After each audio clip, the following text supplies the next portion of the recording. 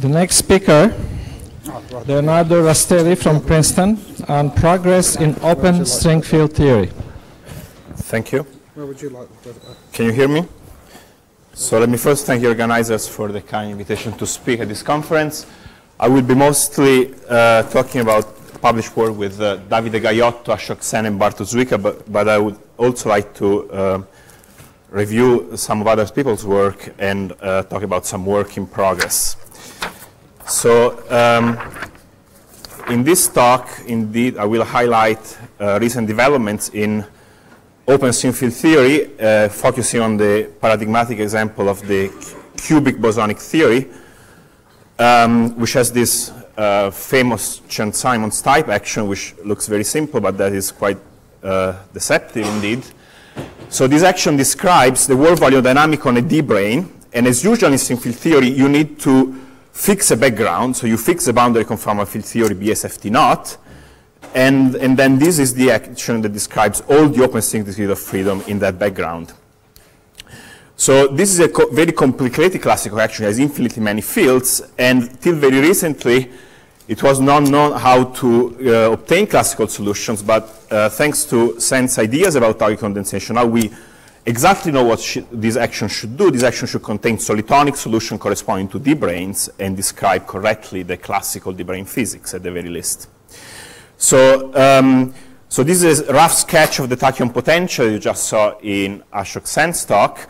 Psi really is a string field, so it has infinitely many components, and psi bar is the tachyon vacuum, which corresponds to no branes at all in the background. And the perturbative minimum corresponds to some choice of BSFT naught. For example, you could choose a DP brane in flat space. So far, there are no analytic solutions in the original Witten string field theory, and that is, of course, one of the major unsolved problems in this subject. We made a simple proposal for how the action could look around the tachyon vacuum, maybe after some complicated and perhaps singular theory definition. So the action has the same form, but now the BRST operator is replaced by a pure ghost insertion at the open string midpoint. This is a drastic simplification, and in fact, the equations of motion, as I will describe in more detail in a few minutes, essentially become projector-type equations, and the theory at the classical level becomes exactly solvable. And the crucial idea is that there is a linearly realized U-infinity symmetry as opposed to a non-linear realized type symmetry in the original Witten theory. And of course, it would be very nice to see how much of this structure could be extended to the original action. So this coefficient n in front of the action is a priori not known. You need to fix it by some physical measure. For example, you could construct a D-brane solution, find the open string fluctuation around the solution, and then fix the constant n from the 3-point coupling of, say, the on-shell tachyons. And this n is formally infinite, so that is one of the main indications that this answer is somewhat singular. But surprisingly, perhaps, despite this singular nature of the answers, there is a remarkable number of checks that work, and it looks like, at least at the classical level, the vacuum string field theory action, that's how I refer it to these answers, is equivalent to the original open string field theory action. This is a list of recent things that have worked. I would like to point out that there are formal constructions and explicit construction of D-brane configurations. Any D-brane configuration you can think of can be obtained as a solitonic solution, and the tensions work out correctly. But the most striking result, that's the result that actually got me convinced, is related to the existence of tachyon fluctuation around D-brane solution. So that's the major challenge for a theory that starts by postulating that there are no open string degrees of freedom around the tachyon of the vacuum. And Okawa did a computation based on our suggestion for how you may go about finding the tachyon around the D-brane, fixes this constant n from the 3-point function of the tachyon, and from it computes the overall D25 brane tension through a rather non-trivial computation, and you get exact agreement. So the challenge now is to extend this construction to the higher open string modes. There is a proposal, and of course, one of the issues that needs to be understood is how and if and how the null states decouple. So it's quite possible that eventually you will need a less singular version of vacuum string field theory to address more subtle issues like closed string physics, but at least classically, this simple proposal works beyond at least my expectations. So I just finished the introduction. In the rest of the talk, I'd like to give you a flavor of how you construct D-branes in vacuum string field theory. And I will choose a particular pathway to the subject. There are several different formalisms that have been developed, and I will choose 2 points of view. One is a rather abstract boundary conformal field theory point of view, and the other, which has been developed more recently, builds on a very direct connection with non-commutative geometry. And in constructing D-brane solution, I'd like to focus also for so that we have a sort of a smooth story to tell through these technical details, how we understand moduli, how moduli of D-branes arise in this construction. And then you should look forward for the very last final part of the talk where some new exciting numerical results will be presented.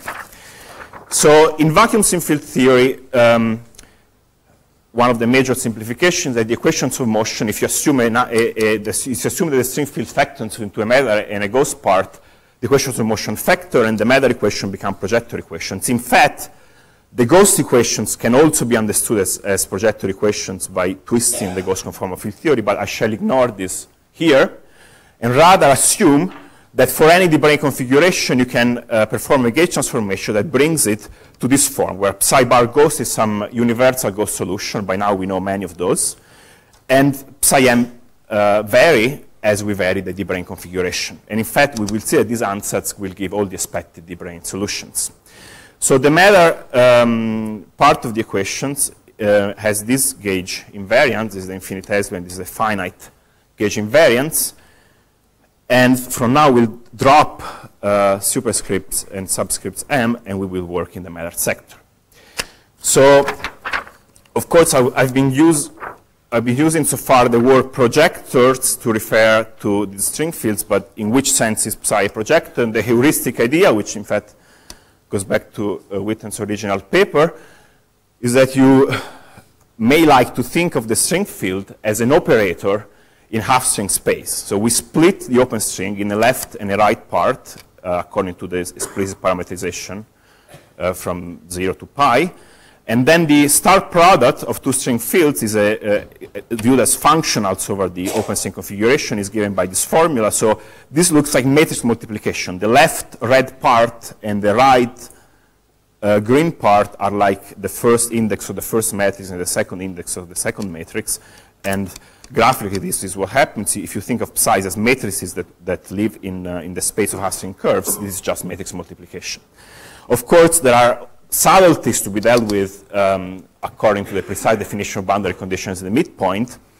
And while it may be possible to make this completely precise, particular along the lines of the work of Gross and Taylor, in the following, I will just use this as a rough intuition and instead develop the story from the point of view of other formalisms.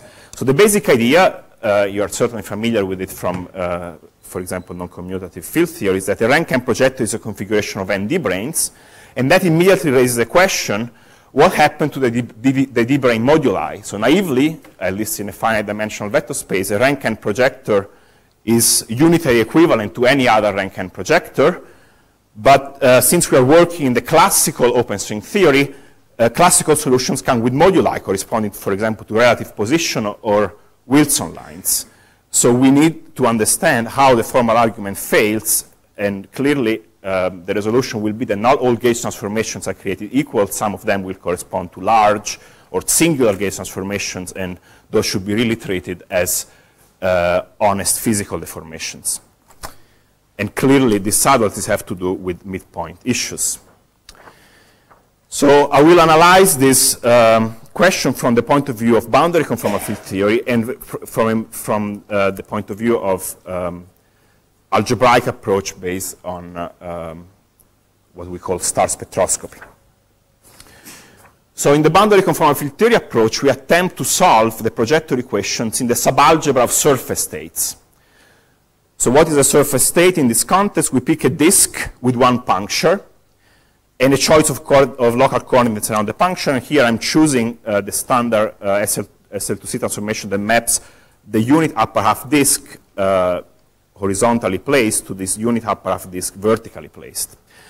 And then for any vertex operator phi of the boundary conformal field theory, which we represent as a basis of operator insertions in the upper half plane, we compute the 1-point function on this disk.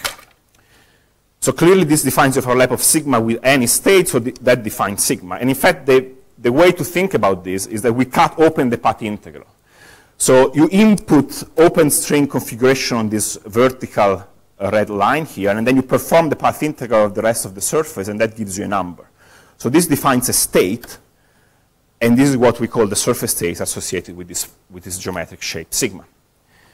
So intuitively, it should be clear that if this surface pinches at the midpoint, you get a functional which factors into a function on the left part of the string and times a function of the right part of the string. And these are to be thought of as rank 1 projectors in the space of half strings. So this can be made precise by a little bit of conformal gymnastics with conformal maps, and you can indeed see that such singular conformal transformations give, when you square the surface state, give rise to the same surface state. A particularly simple example is this very simple shape that we call the butterfly state, which are labeled by this angle. So here you have two pieces. The disk is split into two pieces, these two wedges, and the angle in between is 2 pi times 1 minus 1 over alpha, and these are the one parameter family of surface states, butterfly sub alpha.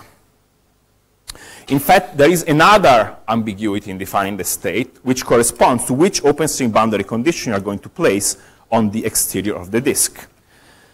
So you can define a butterfly state for any parameter alpha, but also for any possible boundary conformal field theory. So the idea is that these pinch surfaces correspond to the configuration of one D-brane with this open string boundary condition given by boundary conformal field theory that we place on the outer part of the disk.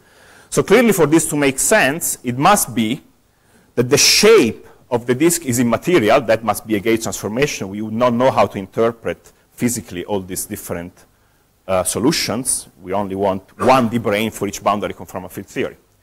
At the same time, must also be that the boundary conformal field theory is a physical deformation of the state. The choice of boundary condition should not be changed by a gauge transformation. But naively, all such surface states, projectors being of rank 1, are gauge equivalent. So in the limit in which this alpha goes to 0, this becomes an infinite helix, and that's a state called the sliver. So I will now switch completely my point of view and discuss an algebraic approach to the problem, and then we'll come back to the conformal field theory point of view and see the interplay between these two formalisms. So computing star products is very hard if you use the standard perturbative Fock basis, because the Neumann matrices in the cubic vertex are infinite complicated matrices. But in fact, it turns out that the Neumann matrix can be exactly diagonalized.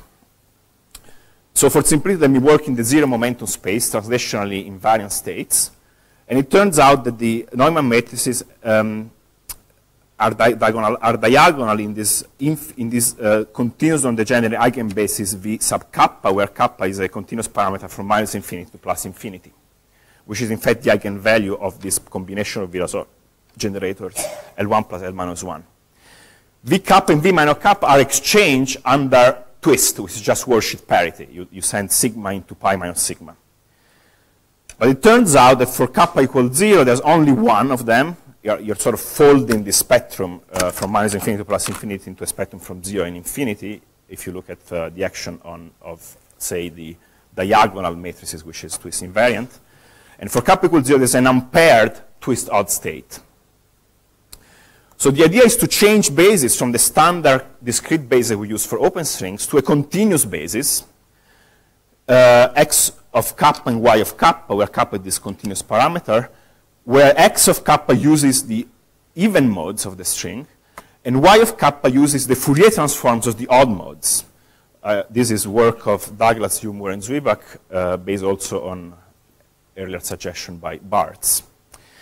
And then remarkably, it turns out that the string field, if you re-express it in this continuous base x of kappa and y of kappa, is star multiplied using Moyal product. So with tensor product becomes an infinite tensor product of Moyal products from kappa going to 0 to infinity with this particular commutator. So theta of kappa is this non-trivial function of kappa. But at kappa equals 0, you get an extra commutative coordinate, which is twist odd. It's y of kappa equals 0. And this has an interesting geometrical interpretation. It corresponds to a rigid motion of the two halves of the string. So we are working in the 0 momentum sector, so you cannot change the center of mass of the string, but you can move into opposite direction the two halves of the string. So clearly, I'm ignoring all sorts of niceties of functional analysis. It's not very clear what a continuous tensor product of Moyal structures is. But I believe that heuristically, this story already puts us in a better shape. Instead of working in an abstract space of half strings, we have now a better starting point to discuss D-brane solutions. And this kappa equals 0 mode will automatically deal with subtleties associated with the midpoint. So the most naive construction of a solitude you can make, you take the standard Kopapura-Milwana Strominger soliton, the radial one, the lowest one, and you tensor it over kappa. And you get a functional, and, well, again, the sliver pops up again. This is just a sliver. And this is a computation done by Chen and Lin. Now, it's clear that you can generalize this construction in many ways. For example, you could rescale x of kappa and y of kappa by a function f of kappa multiplying x and dividing y. And clearly, this is just a canonical transformation, so it gives you, again, a solution. And in fact, if you choose this particular f sub alpha of kappa, you just get the butterflies. So from this point of view, it's transparent that the choice of alpha is a gauge transformation. You're just making a canonical transformation that preserves the bracket, and you're really not changing the physics. And in fact, for example, the norm of all these states is the same for all alphas. Clearly, we have assumed in this discussion that kappa is different from 0. We have not dealt with subtlety associated with kappa equals 0. And the heuristic idea is that the dependence of the string field on the non-commutative coordinates can be changed by unitary transformation. But the commutative coordinate is a physical modulus. It cannot be changed by gauge transformation. So the general proposal is that the dependence of psi on the commutative coordinate accounts precisely for the D-brane moduli. So we can check this explicitly in a few examples. So we can start with one D25 brane in flat space. So in vacuum field theory, it is described by a rank 1 projector, say a butterfly sub alpha with Neumann boundary condition. So the usual squeeze states expression for the butterfly has support at the commutative coordinate equal to 0. But clearly, we can change this. We can deform the state, and this can be done very explicitly in the oscillator formalism by demanding that the butterfly instead has support where the commutative coordinate is equal to f mu. And butterflies with different f mu are not gauge equivalent. This is the intuition that comes from the fact that f of mu corresponds to the commutative coordinate, so you are not allowed to rotate it by a unitary transformation. And has also been checked explicitly in the algebraic formalism by Imamura. So it's clear that this f of mu should be identified with the constant gauge field on the brane, which is the only exactly marginal deformation for the D25 brane in flat space. Of course, this is somewhat trivial, because if you're just in flat space, a Wilson line really doesn't do much, and somewhat it's a matter of definition whether you're working in the X cohomology and the standard cohomology, but the story will have a nice generalization to D-branes where you include the center of mass modes. We can check this proposal explicitly by going back to the boundary conformal field theory formalism. So recall that our recipe to compute different states associated with different boundary conformal field theory, we take one of these split surfaces and we put on this red line here the appropriate boundary conditions. Now, if you want to describe a deformation that corresponds to the Wilson line, the way you do it, you integrate over the boundary the exponential of dx, which is the exact margin operator corresponding to turning on the Wilson line. And then you can check explicitly that this deformation precisely amounts to change the support of the commutative coordinate and nothing else. If you have n D-branes, they correspond to a rank-n projector, and there are explicit constructions of mutually orthogonal rank 1 projector that can be just superposed. And then the dependence of each one of these constituent rank 1 projector on the commutative coordinate gives you all the expected moduli. This story generalizes nicely in the case of non-zero momentum. We can do D-branes with various Neumann and Dirichlet boundary conditions. So you can also compute the spectroscopy, and you can also derive a Moyal structure. And in this case, it turns out that there is one, and only one, I believe, although there is a little bit of controversy in the literature, but I think there is only one twist-even commutative coordinate, which now corresponds, as you may have expected, to the translation mode of the brane. So this accounts precisely for all the moduli you expect for branes in flat space. Of course, if you have Dirichlet boundary condition one direction and Neumann boundary condition in other directions, it's obvious what to do, and the story precisely gives you the moduli that you expect. So this, of course, it's very tempting at this point to make a jump from deforming the state with an exactly marginal deformation, deforming it with a marginal but not exactly marginal deformation, namely integrating over the split surface a dimension 1 Miller primary. And this is the candidate state for a physical open string fluctuation around the D-brane. And in fact, this is Okawa's computation was referring to before. This particular definition for the tachyon leads to a non-zero 3-point function. So this on shell, and this certainly clearly established that this state is not pure gauge. And in fact, it has the correct value to give the correct overall height of the tachyon potential. So in the case of fluctuations, you have a similar puzzle as the one I was mentioning before for moduli. If you try to solve the linearized equation of motion, where psi bar is a projector, delta psi, these are just the linearized equation of motion, those are the ones that should give you the physical deformation, the physical states up to gauge transformations. So naively, you can easily formally prove that the delta psi's are pure gauge. But there must be a similar resolution which involves the commutative coordinate. And the challenge is clearly, given this definition for the higher modes of the open string, the challenge is to show that null states are pure gauge, and so that you get the correct expected cohomology. So now I will switch gear completely and describe some new results in numerical work done with Davide Gaiotto, work in progress. So T is the universal tachyon string field, the one that corresponds to no branes in the vacuum. And you know the story by now. You chop it off naively to a finite number of modes. The universal tachyon is called universal because it does not depend on the details of the boundary conformal field theory. It can represent it by ghosts and Miller-Virasoro generators acting on the vacuum, and we choose Siegel gauge, partly because there's a nice symmetry structure there, and we found some intriguing analytic patterns precise in Siegel gauge.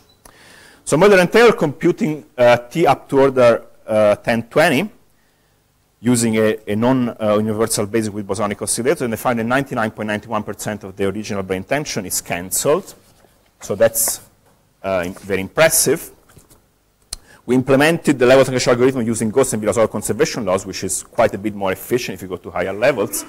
And we reached level 1836. And this is several orders of magnitude beyond what had been done before. It's massive computer work, really. So this is the results up to level 10. And then what happens is that the energy overshoots. Now, what that means is somewhat unclear to us. We have been checking the results forever. And C++ program is not in the curriculum of string theorists yet. So we'll be checking some more. If you look at the energy differences between two consecutive approximations, you see that they're going to 0. So it's not that this energy is somehow going to minus infinity. Really, it looks like it's converging. In fact, the energies are getting smaller, and the ratios of the different, the consecutive differences are getting smaller. And ratios of consecutive differences are presumably converging to a number smaller than 1, which suggests that, in fact, the thing is converging exponentially fast to an answer which is a little bit smaller than -1. Now, it turns out that the tachyon field T, by which I mean the coefficient of C10, contributes by itself most of the vacuum energy. At level 2-4, it's 98.8% of the brane tension, which is quite striking. So you may think, in analogy perhaps with boundary string field theory, that the tachyon itself in the exact solution will give all the energy. For that to be true, the expression value of C10 should be this number. But unfortunately, numericals do not support this idea. It is somewhat of a coincidence this happens in level 2-4, and then the value of the tachyon goes away from this critical value. But although we do not really understand what's going on, we thought that maybe the problem with the vacuum energy and the failure of the successive approximation TL to approach to the critical could be related. So we do the following, completely ad hoc procedure. We multiply the level L approximation of the string field by an overall factor T critical over T at level L, so that the renormalized field has exactly the critical value for the tachyon condensate. So this is the renormalization formula that connects the renormalized energy to the naive energy. And then the answer converges beautifully to -1, as you can see from this table. These are the values of the energy. And this is the energy +1. So this is telling you how far you are from the expected answer of 1. The interpretation of this is very unclear to us. There are various possibilities. One possibility is that perhaps the series is just asymptotic. Nobody said the level truncation should converge after all. And we are beginning to see the fact that the series is asymptotic. So at some point you should stop trusting the series. But then it's hard to believe, it's hard to understand why this phenomenon is happening. This is not a coincidence. The reason why I know this is not a coincidence, we made this conjecture at level 14, and it was confirmed at level 16 and level 18. So we did not invent a pattern that fitted all the data. We were in the position to be falsified by the data, and we were not. So the other possibility, the optimistic possibility, that eventually this curve will come back to -1. Nobody said that the conversion to -1 should be monotonic. And eventually, the tachyon will approach the critical value. So by making this ad hoc correction, that you input the fact that the tachyon should be at the critical value, you somehow are improving the data at level 18 already, and the data now become much closer to the expected answer. That could be a possibility, but I really don't know what's going on. So I would like to conclude, so that there's been some developments in open string theory, and we have learned many new technical tricks, and I've described to you 2 sets of tricks: boundary conformal field theory techniques and connection with non-commutative field theory, which makes the story actually really intuitive and simple. So vacuum string field theory, despite being singular, seems to give at least the correct open string physics, which is perhaps surprising. And there's this very simple picture: D-branes are projectors. And it would be very nice to use the lessons learned in this very simple model to make some analytic progress directly in the original Witten's open string field theory. This theory is really remarkable. If you look at the equation of motion, they are horribly complicated, yet you know that they must have in this exact moduli space of exact brane solutions with all the correct properties, with all these analytic values for the tensions. And there must be an analytic way to understand this. So this is a well-defined combinatorial problem, and perhaps one day we will find a closed analytic form for a tachyon condensate. Thank you.